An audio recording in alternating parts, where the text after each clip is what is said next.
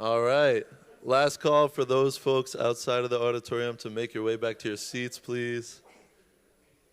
We'll get started. All right. Welcome. For those of you that don't know me, my name is Tommy Sheridan. I'm the network manager here at WCN, which means I get to recruit and find and vet and help manage our amazing partners that you got to hear from today. But the next organization you'll hear from is actually not a WCN partner just yet. They're the one guest speaker for us today, so we're hoping you guys get to learn from them. And if you did come to this auditorium to hear about elephants at the end of the hour, we hope you're in for a real treat right now, because we're going to talk about some small mammals to start, and work our way up to the big guys later on. So today's presentation, this next one is about bats, which are among one of the most underappreciated mammals, I think, on this planet. In the U.S., oftentimes we relate bats to, Count Dracula and vampires, or maybe the source animals of COVID-19 potentially. And even in Nigeria, too, they're often related with witches and witchcraft. But they're underappreciated because bats are our fellow farmers, They work on pollination, and they are a great pest control agent naturally. And so today you'll learn about a specific bat called the short-tailed roundleaf bat, which is in Nigeria. And for about 45 years, no one had seen the short-tailed roundleaf bat in the wild until 2016, when today's speaker, the Small Mammal Conservation Organization, also known as SMACON, discovered the bat in southeast Nigeria for the first time in 45 years. And it was just a small population of only 15 individuals. And this population is still threatened by a variety of threats, from loss of habitat for deforestation or hunting, and also a threat that's very familiar to us here in California, which is wildfires. And unfortunately, Nigeria doesn't have as much of a budget as CAL FIRE does, which is why it's so important for some NGOs like SMACON to step in to help this species. And so today you'll hear from two brilliant conservationists, Dr. Aurora Tanshi, as well as the soon-to-be Dr. Ben Obite, who co-founded SMACON together. So on that note, I'll pass it over to Dr. Aurora.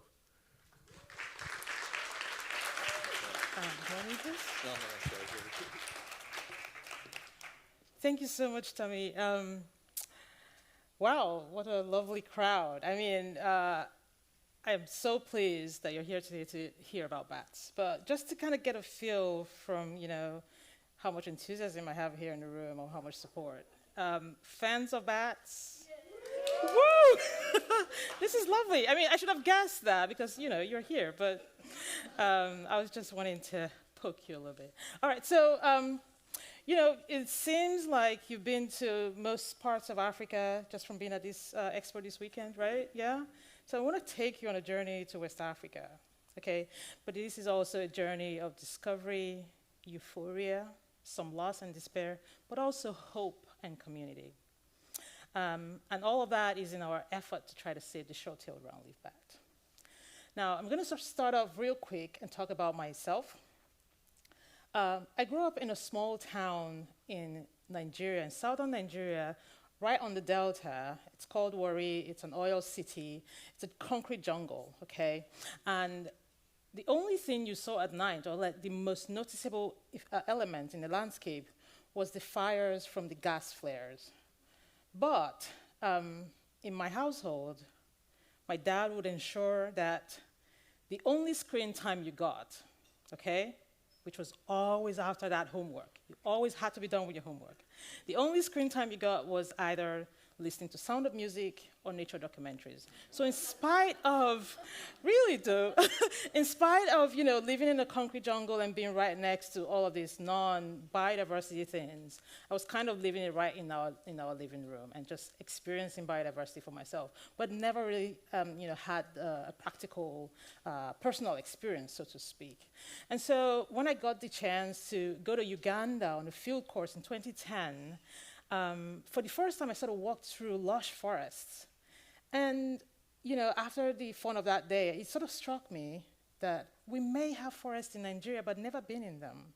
I was walking through forests in other people's country, far in East Africa, and hadn't been in forests in Nigeria. And so that struck me as something really serious to fix. But beyond that, the most perhaps striking thing about that field course was that I listened to a field lecture from this Swedish professor who was describing her PhD students' work in Cote d'Ivoire. And what this guy would do is he would go up into the forest canopy and record bats visiting flowers in the forest canopy, but also record the flower scent. It sounded too unreal for me. It felt like this stuff you see only on National Geographic, Only in those nature documentaries that I watched as a kid. But in those cases, in those nature documentaries, it was always about stuff from the Amazon, some far-flung Pacific island somewhere, lovely. And the closest thing I could really get was, say, something in Kruger National Park in South Africa, or closest even more would be the Serengeti. But nothing from Nigeria. Definitely the whole of West Africa seemed void of biodiversity, at least to my young impressionable mind. So while walking through all that, it was really this deep sense of craving to really start to experience biodiversity in Nigeria for myself. And of course, I got the opportunity to go to southeastern Nigeria on the border with Cameroon, where we had this really lovely, beautiful forest. And as you can see, I was really happy. I was in my element. I mean, I'm talking about big trees that go up to 70 meters, 60 meters. I was completely in that space where I felt at home. But as we're talking to bat people or bat fans, I wanted to give you an intro to bats. And so in Africa and in other parts of Asia, what we get is we've got two main groups of bats, fruit bats and insectivores. These guys would typically take fruits, or nectar, and these would be the type of species that PhD student was studying in Cote d'Ivoire. Okay, cute little things, I mean, look at that face, right? But also we have insect-eating bats, and they come in all sizes and shapes. I mean, look at this. How can you even describe this to someone without showing that photograph, right? They're really unique, completely out of this world, so to speak, And for me, it was like, oh, National Geographic, stuff in nature documentaries, oh, cute bats. I knew my life was set, okay? And it was going to have to be bats. But of course, bats are even cooler than that, okay? They provide you all kinds of things. Insect pest suppression, shea butter that's in all the cosmetics that you use today. Locally, people harvest tree seeds that are pollinated or planted by bats to provide spices, for example. And in fact, we have issues with health, right? What do we know these days? Emerging infectious diseases. Bats would help us answer some questions or help us understand how they spread in the wild and stuff like that. But in fact, I'm sure everybody here is really interested in aging. You have to be, right? The value of youth, right? But with bats, they age really nicely, and so scientists are now discovering that they could help us answer questions about aging. So you see, bats are way cooler than I even thought in the first place. And so when I got to do my PhD, in this lush, just absolutely gorgeous place of a forest. We started off by taking an 8-day hike through what's called the Cross River National Park, and that's my team and I, including Ben and our volunteer, who is also now a staff at SMACON. And during that 8-day hike, Ben sort of wandered into the forest, as he always does, and sort of came back and said, oh, I found a cave roost, and there are bats in there. I'm like, ooh, okay, that's lovely. But, we just quietly passed by. We were like, don't bother the bats. Just let them be. There's no reason to be there. We know where it is. Good. All right. So, but what I failed to realize, or I didn't know at the time, was that we had just walked past what would become the last known cave roost for the short-tailed roundleaf bat. And when I started my field surveys, I immediately put up a trap there. I was quite excited about this cave that Ben had found way back when. And guess what? We had this cute, lovely creature just showing up in the traps. It's the first time I held this bat in hand. I was really curious. I was like, those big ears, oh my gosh. You don't see those types of ears on this type of bats, what we call the leaf-nosed bats. They really don't have long, big ears. So for me, that was just really exciting.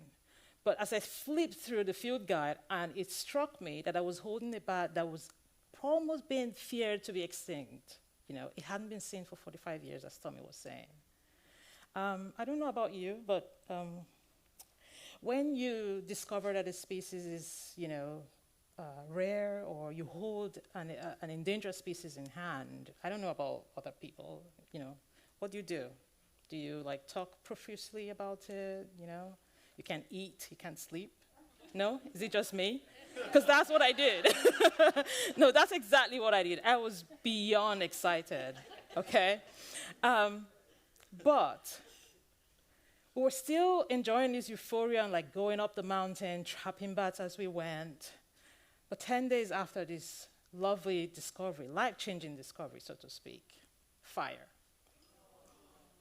Fire was rushing through the forest towards our camp. In fact, by the time we started to evacuate camp at about 10 p.m., it was already smoke in our camp. So there was no way we were going to survive that night. So we had to evacuate. We descended the forest in torrents of, something felt like a torrent of rain, just trying to descend quickly so that the fire wouldn't get us or trap us within the forest. And of course, that becomes the big problem, right? So we got to the village just past midnight. Now, that fire burned for 3 weeks, non-stop. And as Tommy was saying, we don't have CAL FIRE type budgets, right? But in this case, because it's in the mountains, it would not stop until the first rains came. So that was the first lesson. Fires get to the mountains, there is no end. Okay, so that meant there's got to be some real solutions that stop fires before they even get to mountains. But of course, as you can imagine, that night, I had lots of questions. Who started this? How did it even begin? What's going to happen to my PhD now, But the other thing, the immediate thought was, what do we do about this bat? How do we save it? Because, of course, its habitat is, being just deplored. Well, we did come to find out that fires start on farms when farmers try to burn down trees on their farms or try to brush up the farm before the new planting season. But what we then did, I'm going to let Sir David Attenborough tell you what we did immediately.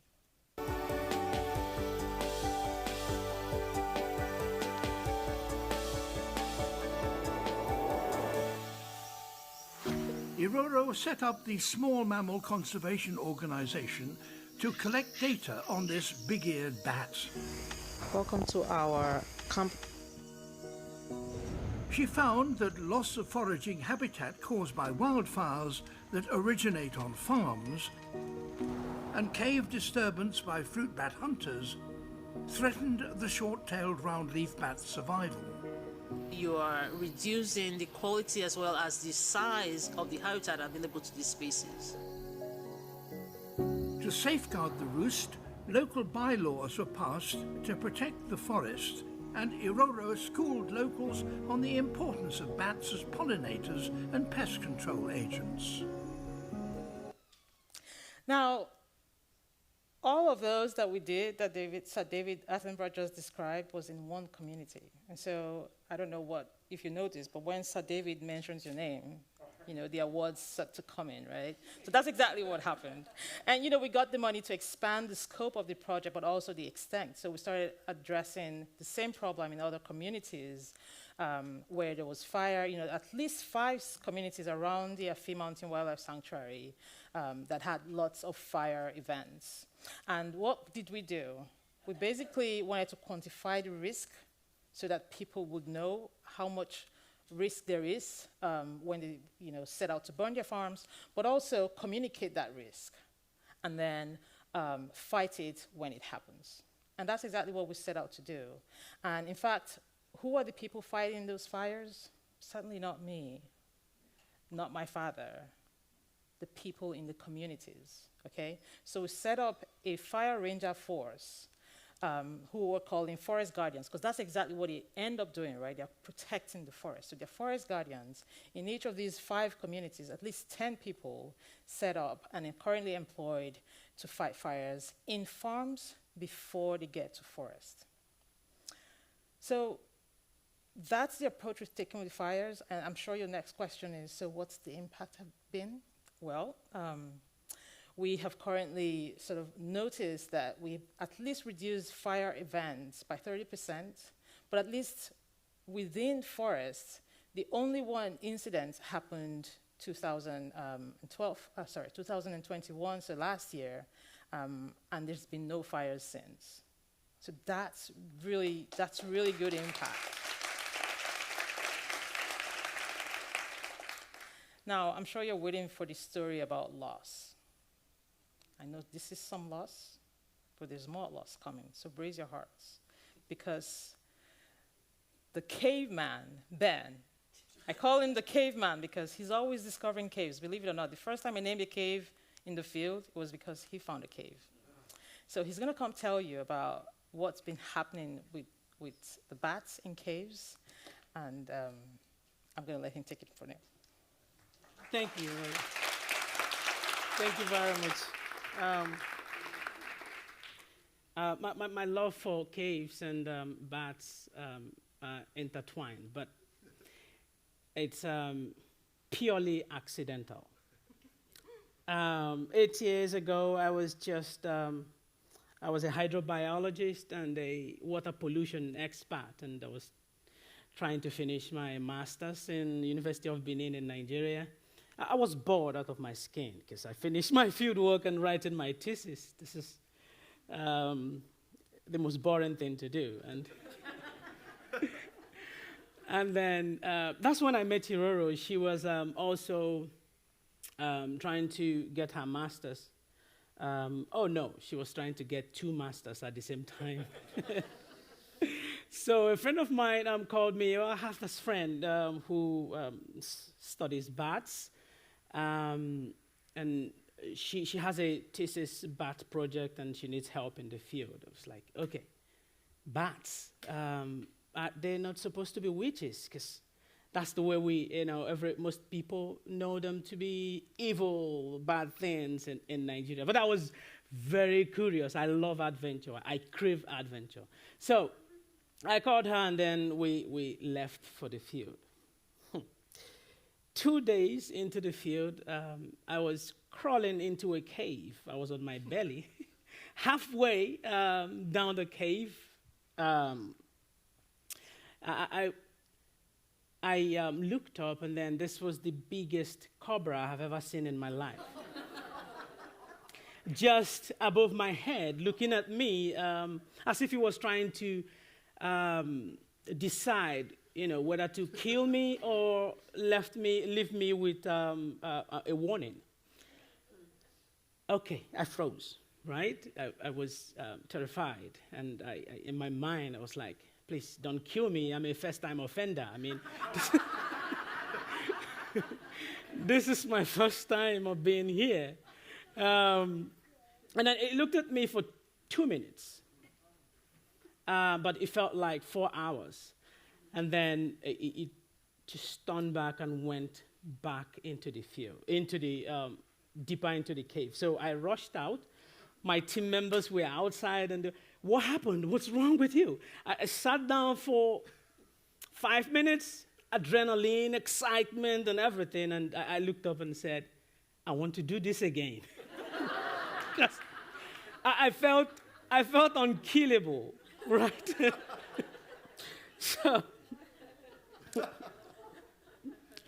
So this snake, I've come to love cobras because they're part of what made me get into bat research. I loved that excitement. And then the next day, I caught this bat. This was the most beautiful thing I've ever seen. I love dogs, so they look like puppies, very cuddly, and felt like they are called the cyclops, roundleaf bats. So it felt like this bat was wrapped in a very expensive wool. You need to hold this bat in your hands to understand what I'm saying. I truly fell in love with bats that night. But thinking about it now, I'm not really sure if it was the bats I fell in love with or the woman who introduced us.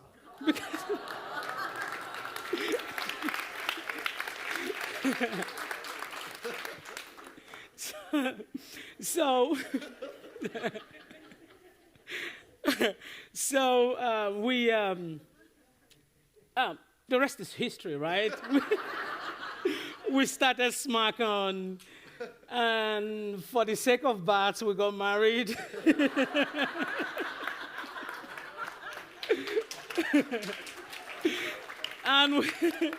And we have been volunteering ever since to protect small mammals and bats, across West Africa. But you now realize how important bats are to me. It brought us together, right? Imagine how sad this was the first time we saw a heap of bats in one of the most diverse places on Earth. So the disturbance of hunting is so complex, right? How can you think bats are witches and then you eat them at the same time? I couldn't understand it. It was like, make up your mind. Are they, are they witches or are they yummy?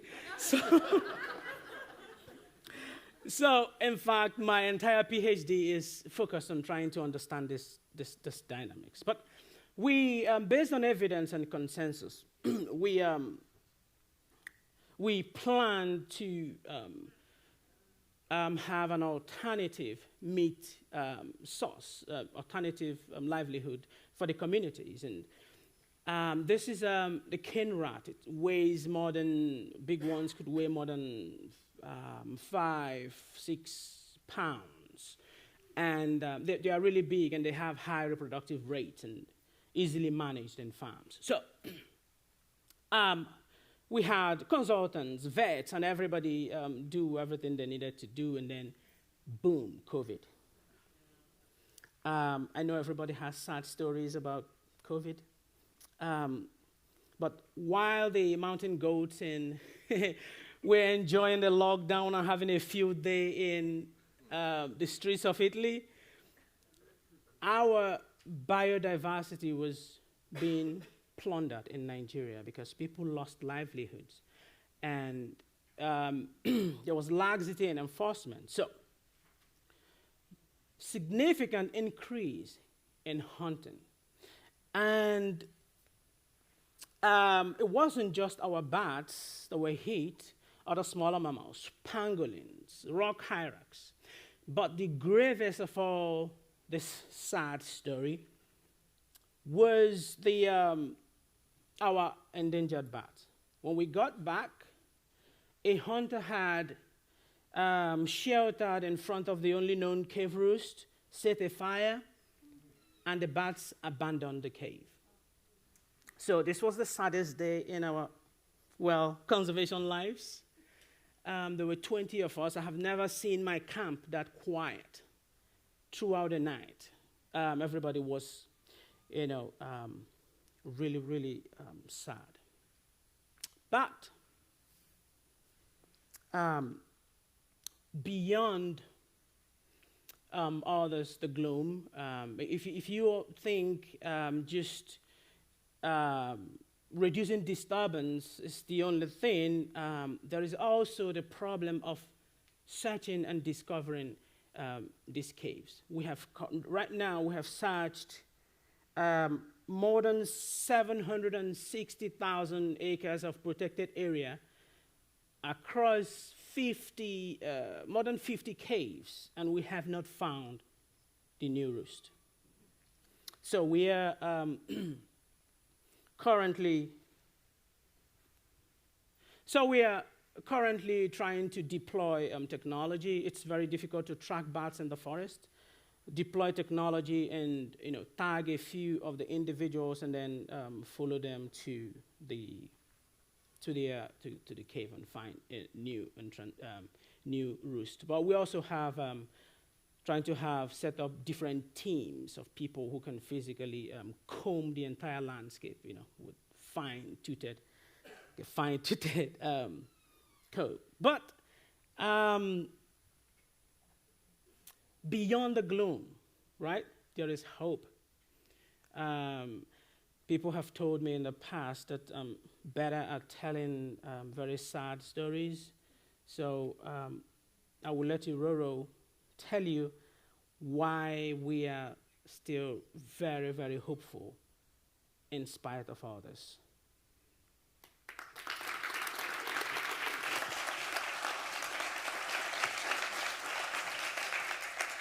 I told you there was hope, right? And community. In fact, there are no words to describe the devastation this brought to us, the despair. We spent time, people's monies, and things like this. But the reason we have hope is not because we're just unduly optimistic people. It's because there's a real community behind us. And I will let this farmer. His name's Dominic. He's from one of the first villages we started working in. And he's going to describe to you the value of this project to his livelihood. I'm Dominic Aban by name. I'm coming from Buancho, a community that is nearby Afi Mountain. So I'm a farmer, majorly cocoa farmer. And my farm is a farm that produces about 20 bags of cocoa for me per year. And that is my major source of income. But all of a sudden, fire from my neighbor farm extended to my own and burned down everything. In fact, means of surviving now is a case, so I used to find it difficult. But I'm happy that SMACON have come around to help us fight fire around our farms and around the forest that is still around us. So I'm happy about that. Thank you. Right. So 20 bags of cocoa, we're talking about close to, a bag of cocoa is somewhere around 100 kg, so about 200 pounds, more or less. Just imagine what that means for a family. And if you don't know this, in Nigeria, we're very communal. So it may not be just his immediate family. We're talking about extended family members being affected by things like this. So this is why we need people like this, community members who are able to be supported and interested in the work and supported to put out fires before they spread to other people's farms as well as the forests. But of course, we need to fund them. As you can see, they're just dressed in vests in this place. We haven't gotten them full gear, and some of these may cost close to 30,000, 40,000 K to gear them up. But we need to support them. We also have hope because, of course, we've put out weather stations, and we're going to be able to communicate to the community. I'm just going to show you here that beyond some of those signposts that tell people what time to burn, there's also a town crier that goes through the village, in each village, to announce every day when there's a high risk of fire or a medium risk. And this is what he does. And then he says the message for the day. We're really wanting to communicate to people as much as possible. Of course, remember, this is an area that's remote. There's no cell phone network, and this is the only way we can communicate, in addition to the signpost. But of course, we train people to put out fires, including women. So we were kind of getting the gender side sort of roughly covered in that case. But this is really the community that's behind all of this, and that gives us hope. Now, we have 60 staff in the field, in the communities, but we also have 4 strong, determined people behind us who sit in the offices and work with us day after day, trying to put out fires, trying to protect caves. And I will give my left and right foot for these people because they really work with us. I mean, we're paying them half as much as the NGO next door. Looking at you, WCS. No, but they are really good partners, WCS. I tell you this, Andrew is one of my best friends in the world. But, we pay them half as much as they do, but they will stick with us. They walk with us. They talk with us. They really put out that fire with us. So I really want to be able to pay them way more than WCS does, trust me. And I will take any monies you throw at me right now to pay them more. But this is what gives me hope. But of course, our work is evidence-based. None of it is, just sitting down and just deciding this is the solution. We're working with people. If any of the fire signs look similar or look familiar to you, that's because we followed evidence. And some of you may recall the Smokey the Bear fire campaign. We borrowed a leaf from that. And some of that is also evidence, right? But of course, we have hope for the future. And quick story here. I started out as a master's student in 2010. There was no professors to support me. I was desperate. But that Swedish professor who got me interested in bats in the first place connected me with another professor in Germany, and that professor then co-supervised my master's with a local professor. That story has not changed for many Nigerians today, and indeed across West Africa. Students, bright young students, interested to become independent scientists, independent conservationists, do not have the mentorship they need to solve the biodiversity problems we have today, especially so in a biodiversity hotspot. So this is crucial. So what we've done is we've worked with partners across the region and some colleagues abroad to start to support students in what we're calling the West Africa Mammal Fellowship. And some of the magic that we did not expect would happen. We just thought, we're going to support students, they're going to graduate their PhDs and masters. But magic happens because, see Aisha there? She's from Cameroon. She was just going to do a simple project, go to a national park, collect bats, come back, write it up, end of story. It sits on a shelf. But she was connected with Paul Bates in the middle there. He's from the UK, the Harrison Institute. And Paul Bates has now connected her to more people. Now she's here attending this workshop in Namibia, an acoustics workshop for bats in Namibia, organized by Bats Without Borders. Aisha would also go to Vienna next year to do part of her PhD. That's exactly the kind of magic we want to be happening to these young students, because it happened to me as well, and I've seen the difference it can make. Now, all of that is what gives me hope. Students connecting with each other and just really growing together. But there's also hope even beyond Nigeria. We're trying to work with colleagues across the range to support local students like Eric in Cameroon, as well as Laura, who is a Portuguese PhD student, but also working in Equatorial Guinea. She really wants to support local students, and we are partnering with these people. Now, if all of this talk was only about bats, I know that a couple of people would be like, I want to see some of the big guys. And we're friends with the big guys, believe it. If we protect this forest from fires and destruction, we're also protecting it not only for humans, the cocoa farmer and the banana farmer out there, but also for these critically endangered animals, the Picasatis, the drill monkey, and the world's most endangered ape species. And so I really hope that you will recognize that we need the support to carry on doing this work. And of course, we're extremely grateful to all of the people who supported us so far. Thank you very much.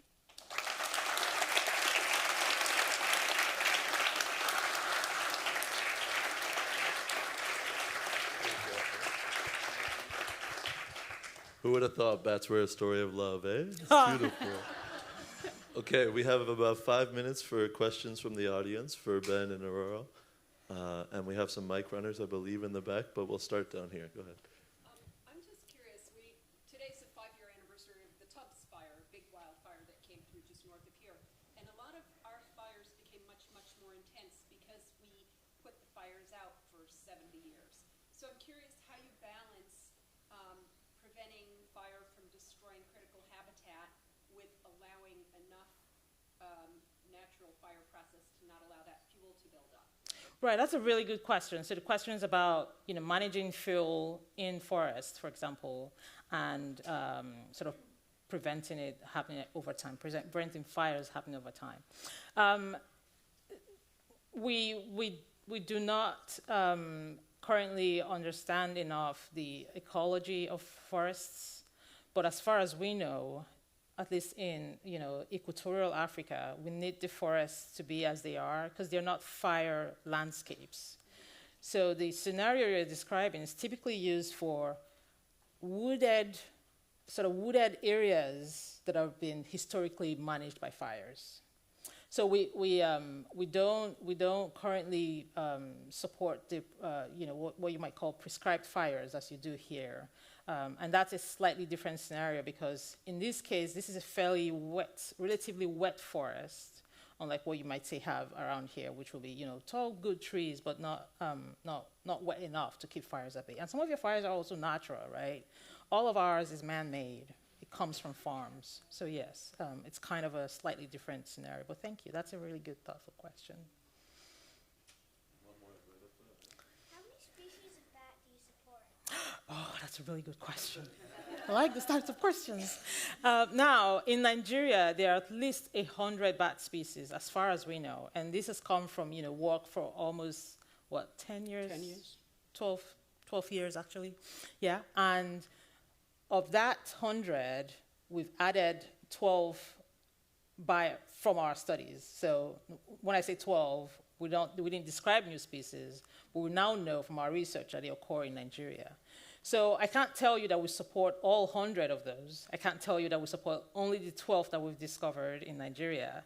But what I can say is this is the top priority species for now, and we sort of walk down the priority, walk down the list in terms of priority. But that's a really good question. Lots of bats in Nigeria.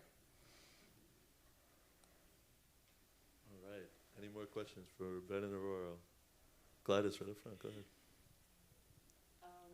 That's a fantastic presentation. I'm really inspired. I like bats more. Oh, awesome. I like bats more now because of your presentation. And I'm sure so does everyone else. How do you cope with this whole issue that bats are considered to be sources of various pathogens, such as Marburg? We've had that in Uganda. Mm-hmm. It's been proven. Yeah. Ebola suspected. Mm-hmm. And coronavirus, SARS-CoV-2, COVID. How do you cope with all that? I'm sure a lot of, how do you cope with all that PR? Yeah. Around the bats? I totally get that. I'll let Ben answer that question because he's right up his street.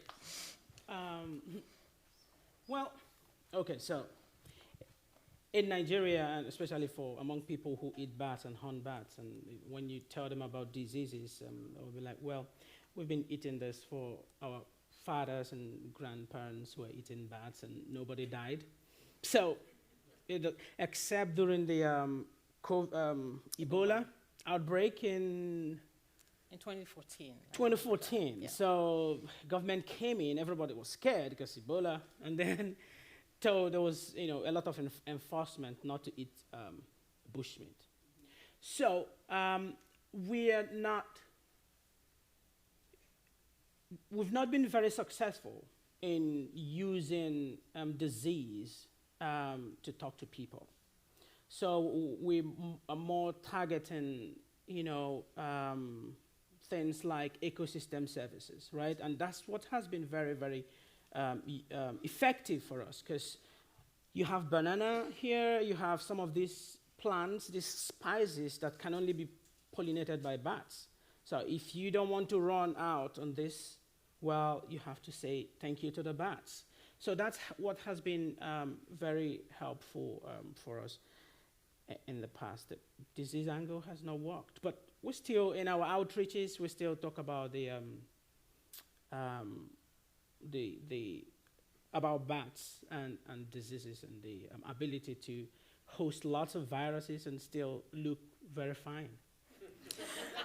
I was just going to quickly add to that when people are terrified of bats, when they say they're terrified of bats because of diseases, the moment they see us, being really careful, with our PPE, especially the local assistants that go into the field with us, they see us really careful, but they see us also always handling bats. It sort of reassures them that perhaps if you're careful, if you're maintaining all of your safety protocols, to a great extent, you reduce your risk. I think so that always puts them at ease that, okay, I'm not just going to see a bat and just suddenly get Ebola, That's kind of the other component of this too. All right, unfortunately, we're out of time for questions today, but please find Aurora and Ben outside if you guys want to keep chatting. Thank you very much. Thank you.